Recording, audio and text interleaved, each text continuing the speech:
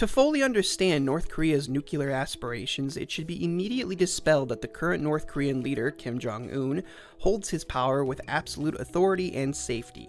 In reality, the current regime, headed by Jong-Un, holds an unstable power largely kept affirmed by the paranoid and swift imprisonment or execution of any suspected and potential rivals of power, including close family members such as aunts and uncles, but we'll cover this in a future video. The point being that the North Korean regime is in a constant peril of being deposed by rival factions within North Korea, be them from the Senate government or perhaps more likely within the discordant and fractured military.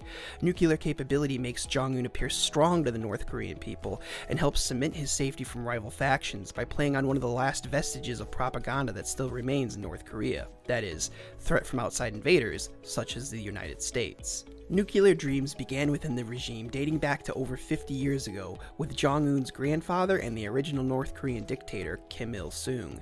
Sung knew that his regime would need the capability of nuclear warfare to survive both abroad and from within, and across 3 generations of North Korean regimes, not a single promise to step back from developing nuclear capability has ever been kept, including the most recent agreement made with American President Donald Trump, but more on that ordeal in another video. While nuclear insurance isn't a bad spade to have for confronting a possible foreign threat, the main purpose of the North Korean regime having nukes is so that Jong-un can preserve himself within his own country and have a bargaining chip against any rivals. For the Kim dynasty, nukes are another means of self-preservation, a necessary tool both for propaganda and for bragging rights within North Korea itself.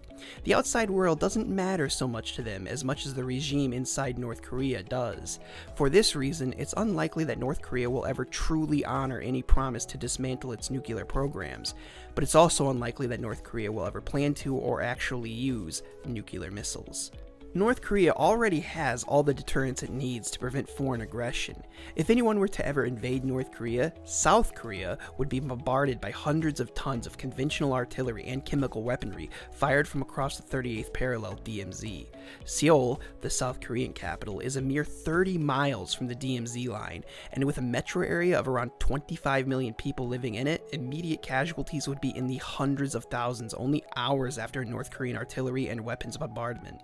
The fact that North Korea could unleash such terrible conventional damage on the South in response to an invasion has been all the deterrence the country has ever needed from foreign aggression, which is why North Korea has never been invaded and probably never will be.